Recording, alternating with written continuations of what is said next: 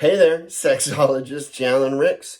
And in this day and age of civil unrest between inequality of races, Black Lives Matter, the police brutality of different races, African Americans, Hispanics, even Asians, Native Americans, I've actually had several clients come to me feeling a little ashamed, a little afraid that perhaps because they are attracted to Caucasians, because they're primarily aroused by white people, are their attractions racist? In this system of inequality, are even my arousals racist? It's a good question to ask. So let's unpack that for a little bit. Usually in this conversation of arousals, the first question that comes up is, why am I attracted to what I'm attracted to? And it's another really great question to ask. And the pat answer, the most accurate answer I can tell you, we don't know. We don't know. We do have evidence that shows that maybe there's some genetic component to it. We've got plenty of evidence that most likely at a very young age, we can have particular experiences that really feed into a script. That's what they call it sometimes, a sexual script that then reminds us of arousal, and so we get attracted to certain things. Some people can really connect the dots back into the past and say, oh, I had this experience and that experience, and that's why I really like high heels, or whatever the case might be. Most of us, we have no idea. We have no idea why we're attracted to what we're attracted to. And so since we know that you can be attracted to the opposite sex, or you can be attracted to the same sex, and that is all normal, that in the variety of humanity, that is all normal, nothing's wrong with that, we need to recognize then more specific attractions to high heels, attractions to a specific race. Nothing wrong with that. Nothing wrong with that at all. I like to liken it to like having your favorite meal, right? Maybe you know why you like, mine's fried chicken, why you like fried chicken. You can look back and my mom made it and I loved it and all that different stuff. Maybe you don't know why it's your favorite meal. You just know it's your favorite meal, right? And so to be able to understand that and embrace that is a wonderful thing. It's a good thing. And I even know that a lot of sexual minorities, say like gay people, we have worked very hard to get to a point where we can feel good about our sexual attractions and what we're attracted to. We've even, done civil rights and everything, the right to marriage and everything. We have worked very hard to feel good about our attractions. But I think sometimes we can be so insecure about our attractions that we do that age-old thing of, to feel better about ourselves, we got to put everybody else down, right? It'd be like you're eating at a meal with friends and you're having your favorite meal, but just to have your favorite meal is not good enough. To really feel good about it, you're going to put down everybody else's meals, right? And, you can do that. You can explain why you don't like that meal or that meal. But, it's also kind of a jerk move, It may not be necessary to be that insensitive.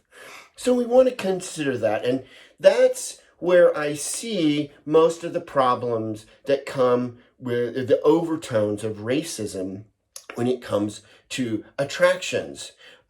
Most of the challenges and the problems come in social settings. It's not so much what you're attracted to, it's how we communicate it.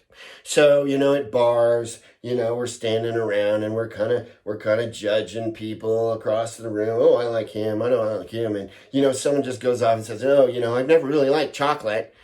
Whoa, and they may be being honest about what they're feeling, right? And they don't want to lie. They don't want to lead someone on.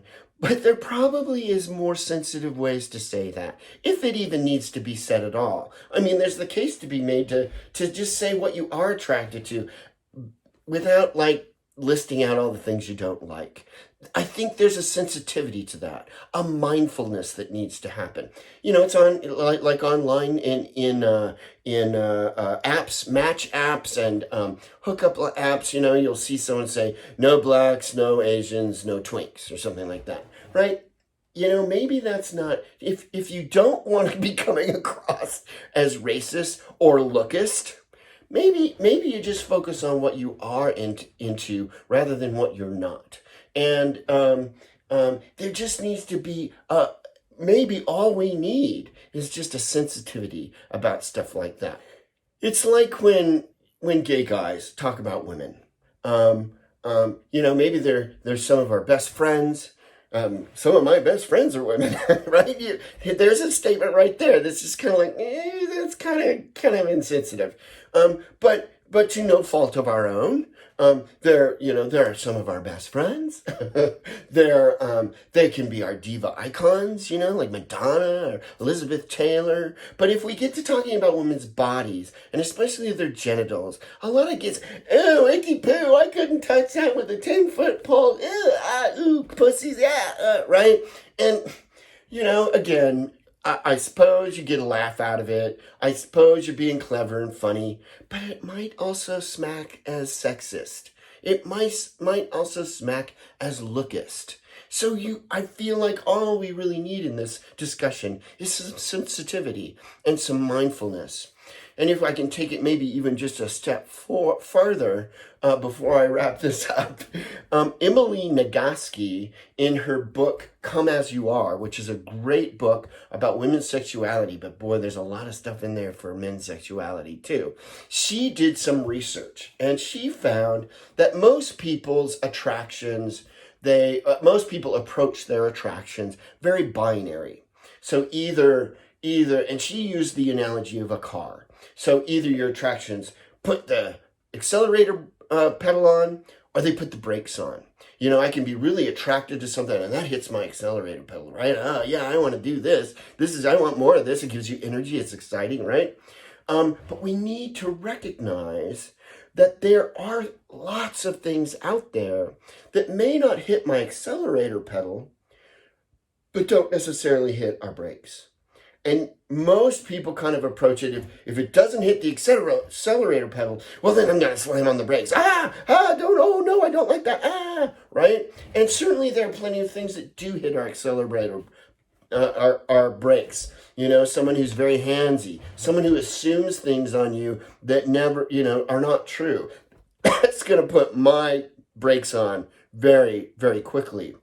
But we need to recognize that there's all kinds of stuff out there in the world that don't necessarily hit either pedal. It's like sex. Sure, we want our favorite meal, but you know what? We go through life having a lot of mundane meals, right? A lot of bologna sandwiches, and they get us by just fine. Or an avocado toast. How's that for a contemporary reference, right? We have a lot of mundane meals, and in fact, those mundane meals can actually accentuate the really good meals that we love and that are our favorite meals. So we need to be careful about that, because if you are so set on how you get your favorite meal all the time, you might miss some opportunities out there to have some really, really wonderful, beautiful sexual meals that could be life-changing, transformative. And who's to say that your next favorite meal is out there, but you're not even seeing it? You're going to miss it altogether because I got to have my favorite meal just like this, right? So we need to be aware that our attractions have a lot of subtlety, and we need to be sensitive and mindful in the way in which we express them. I know this is a controversial issue. It's challenging to kind of talk through this, and it can be uncomfortable. I would love to hear your thoughts and input in the comments below. So thank you so much for listening, and I will see you again. I'm Jalen Ricks, sexologist. Bye-bye.